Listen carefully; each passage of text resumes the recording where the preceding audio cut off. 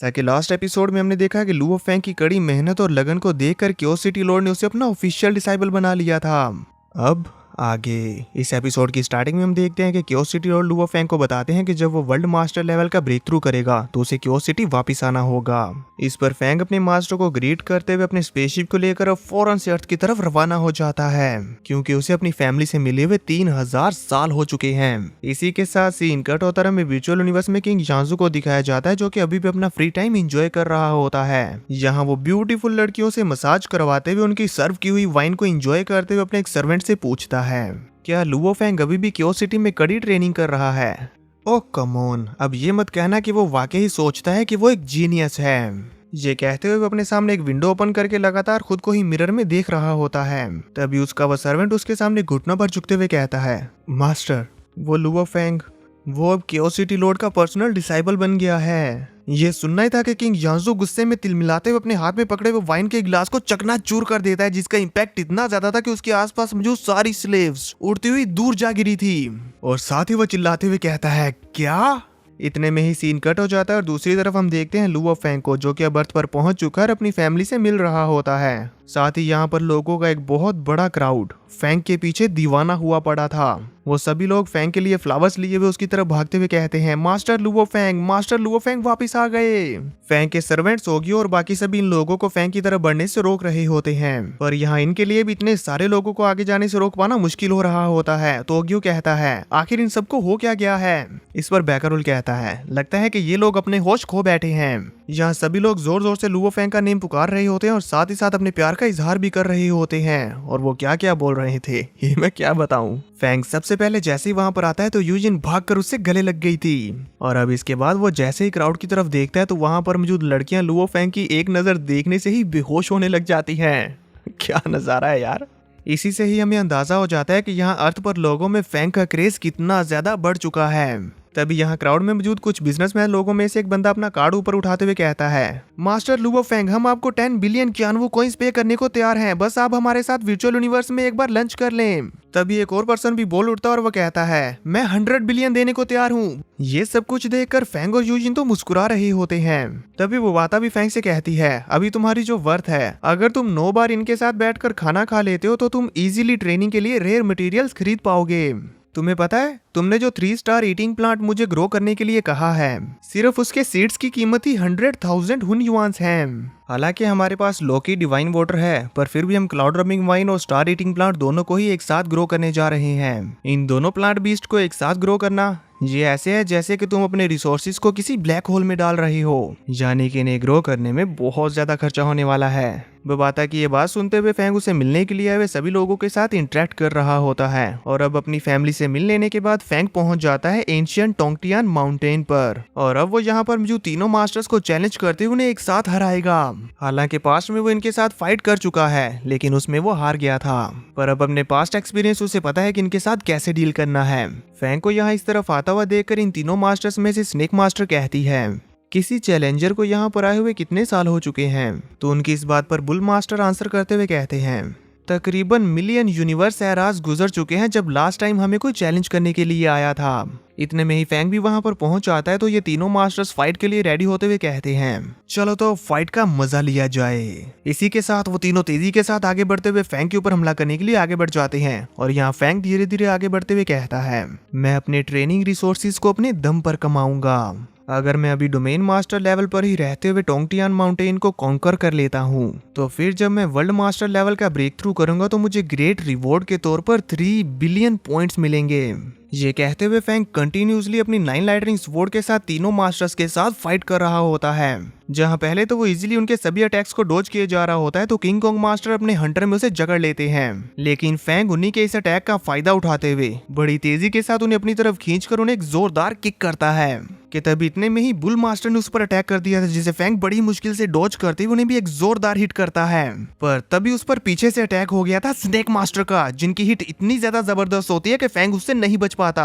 और तेजी के साथ कई सारे पिलर्स को तोड़ता हुआ दूर जाने लग गया था। इससे पहले कि वो इस हिट से खुद को संभाल पाता तभी बीस्ट और किंग कोंग दोनों मास्टर तेजी के साथ उसके आगे जाकर फिर से उसे एक जोरदार किक करते हैं। अब फैंग को समझ आ गया था कि अगर उसने खुद को नहीं संभाला तो इनके हाथों बुरी तरह से पिट जाएगा, इसलिए वो जल्दी से अपनी बीस्ट गोड ट्रांसफॉर्मेशन को एक्टिवेट करता है, जिसके चलते वो अपने वॉरियर आर्मर के अंदर ही अपनी बीस्ट गोड की बॉडी को भी यूज कर पा रहा होता है और साथ ही साथ फैंग अपने गोल्डन हॉर्न बीस्ट की पावर्स को भी यूज करने लग गया था। इसीलिए हमें देखने को मिलता है कि फैंग ने अब खुद को संभाल भी लिया होता है और साथ ही साथ बुल मास्टर और किंग कोंग मास्टर की तरफ से आ रहे दोनों पंचेस को भी अपने दोनों हाथों का यूज करते हुए रोक लिया था।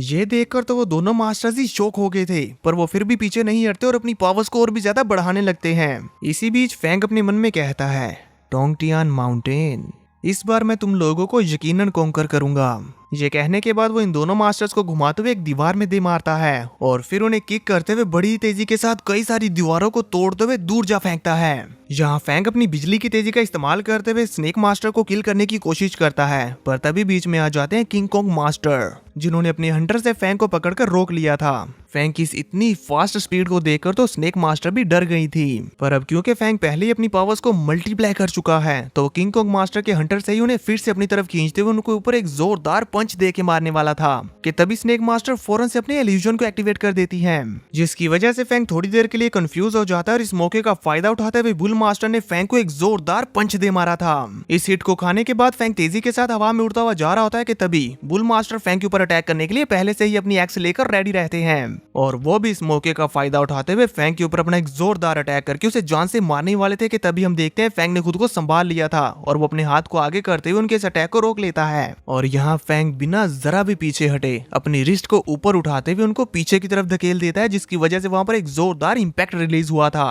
और ये दूर से देखने पर ऐसे लग रहा था जैसे कि कोई बॉम्ब ब्लास्ट हुआ हो। इससे तो जैसे बुल मास्टर की ईगो हर्ट हो गई थी, वो फौरन से फिर से अपनी फुल पावर को रिलीज करते हुए तेजी के साथ अपनी एक्स से फैंग के ऊपर अटैक करने के लिए आगे बढ़ गए थे।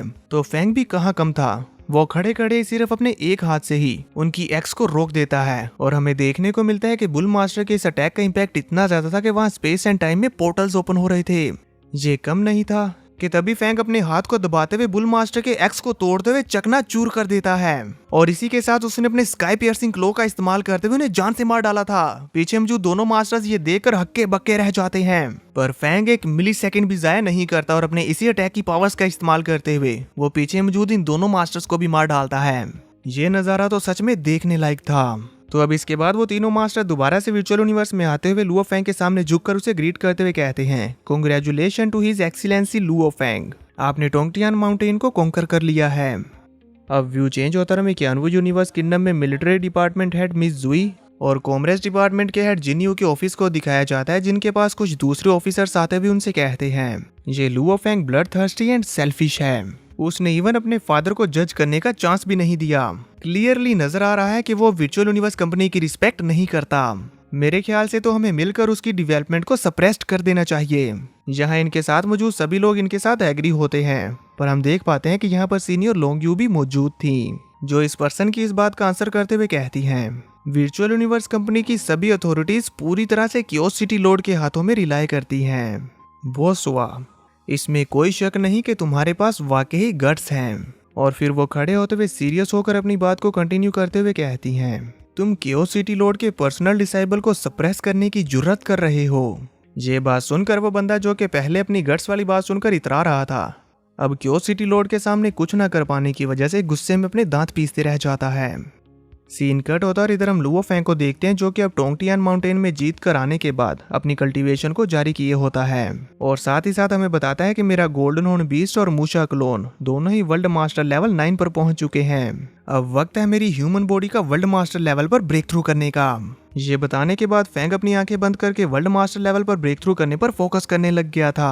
तब इधर हम सीनियर लोंगयू को देखती हैं, जो कि फैंग की ग्रोथ को देखते हुए कहती हैं, इसने डोमेन मास्टर लेवल पर होते हुए टोंगटियान माउंटेन का ब्रेक थ्रू कर लिया, जिसे कि मिलियन ऑफ एरास से कॉन्कर नहीं किया गया।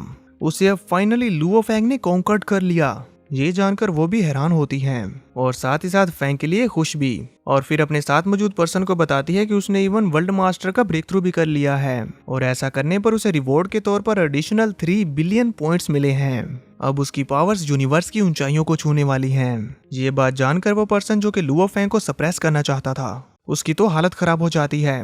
इसीलिए वो अपने सभी साथियों को लेकर चुपचाप वापस लौट जाता है। वहीं अब फैंग ब्रेक थ्रू करने के बाद मास्टर के कहे अनुसार फौरन से क्योसिटी वापस लौट आता है, जहां वो मास्टर के रेजिडेंस में जाता है और वहां पर मास्टर के आते ही उन्हें फौरन से ग्रीट करता है। मास्टर वहां पर अपीयर होते हुए अपनी पावर्स को रिलीज करते हुए गुस्से में कहते हैं, तुमने गोल्डन हॉर्न बीस्ट की बॉडी पर कब्जा कब किया? अपने मास्टर के मुंह से यह सुनकर फैंग बहुत ज्यादा शॉक्ड हो जाता है और बोबाता और अटूका जो कि मजे से चेस खेल रही थी, उन दोनों की भी सिट्टी बिट्टी गुल हो जाती है। यहाँ अभी तक भी फैंग सोच ही रहा है और मास्टर की बात का आंसर नहीं कर रहा, इसलिए मास्टर अब खुद अपनी पावर्स का इस्तेमाल करते हुए फैंग की बॉडी से उसके कोर को खींच निकालने लगते हैं। और यहाँ फैंग अभी भी शॉक होते हुए अपनी माइंड में बस यही सोच रहा था, डैम, अगर मुझ पर एलियन रेस का टैग लग गया तो फिर तो समझो मेरा काम हो गया।